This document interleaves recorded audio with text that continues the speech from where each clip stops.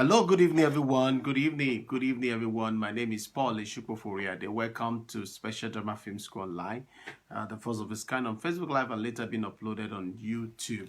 I want to thank God for your life. I want to appreciate every one of you who have been part of this. We are still on the laws, ethics, copyright, and insurance. Today, we're going to be talking about ENG news production. I told us one of the things we need to know. And you need to be very, very careful, especially when you're carrying news in the law. The ethics that follows and how this is being done. Once you understand this, you'll be able to get a lively result on what is done. Okay? And please quickly share this video. If it's your first time of joining, share the video, invite your friends, invite as many people as possible that can be of great help to what we are doing. Okay, broadcast journalism. I've talked to you about broadcast journalism. I've talked so widely, so powerfully about it, and it's an amazing thing to know and to see by yourself. One thing we keep on doing and how this is being done.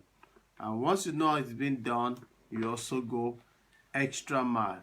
Okay, you remember when we're talking about lighting, you can see that the lighting effect, the effect of light is very, very glorious.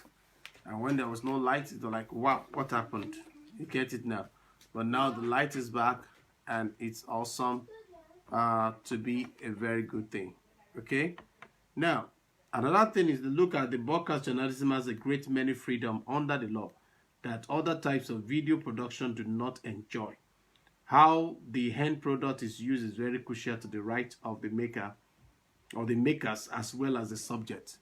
So if you don't really get it, then it becomes a serious thing, because like we're talking about right to know, because those are the things we have talked about, privacy versus the right to know.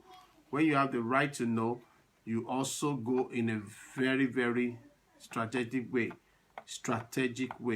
You know, I said something about the shield law. Most states have a shield law that protects a reporter from revealing their sources. Okay, so several times you see it, and you yourself will look at it and say, what has happened in this manner? What are the things that have happened? So if this is your first time, kindly go and share this video. I talk about the intrusion or seclusion. Okay, so we're going to be talking about this, and I talk about so much about intrusion or seclusion or invasion of privacy. We're still going to talk about those ones very, very importantly, because when you understand this, you'll be able to do a lot of things on your own. Okay, so let's go to that one. Because news is a public service and the right of a free press is guaranteed, there are very few ways to stop someone from covering an event or showing a particular picture or scene on a newscast. However, if the news staff does not understand the subtleties of balancing free speech against people's right to privacy, the right can range from loss of prestige to high-priced civil suit. Okay?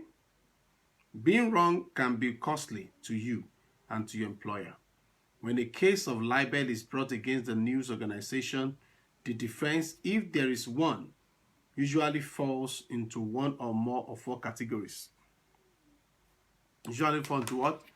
One or more categories. And that's always a very challenging issue, because if you don't pay attention to those things, it will affect a lot of things.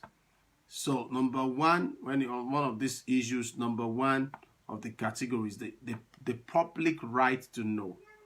The public right to know. Now we're talking about ENG, the news production. So under it, we have this category, the public's right to know. Number two, truth. Number three, consent. And number four, public property. Public property. Additional factor can influence each case, as well as number 5, which is contest, number 6, public figures, number 7, trespassing, number 8, hidden cameras, and 9, names and numbers, 10, police order, and 11, other things to know. Well, today, the demise of renowned actor, Nollywood artist, actor, film writer, Paul-Esupofo, who died at the age of 80 today. And to note, Paul-Esupofo was one of the alumni of Mount Zion Institute. At the time he came to Mount Zion Institute with his 2 wives. At that time, he was committed to God and all that. So, may his soul rest in perfect peace. Okay, now, giving you that information, which is the reality, okay? But if I don't get the public right to know, the public has the right to know, how do I get my source? Because I was there on their graduation day, though he didn't come, but the 2 wives were there on the graduation day. You understand? Who graduated, and their name is Paul-Esupofo, still in Mount Zion record till the demise. Okay? So, the first thing I would have said tonight, which I don't really want to take anyhow, is right to know. So the right to know is the only thing I'm going to take tonight. Right to know. The right to know. That's the only thing I'm going to take tonight. The court have made it very clear that the public's right to know is one of our most secure freedoms. This right generally applies to anything that could be considered interesting to the public. Is in the public eye or affect any portion of the populace. The public's right to know allows the news. It allowed the news to show the victim of a car crash, okay, the president on vacation, or the unsanitary condition inside a poorly run meat packing plant. However, this does not mean a news broadcast has the right to libel or slander someone or otherwise misrepresent the picture shown or the words read. For example, some years ago, Las Vegas singer Wayne Newton sued NBC News for linking him to known organized crime figures, thereby damaging his public image.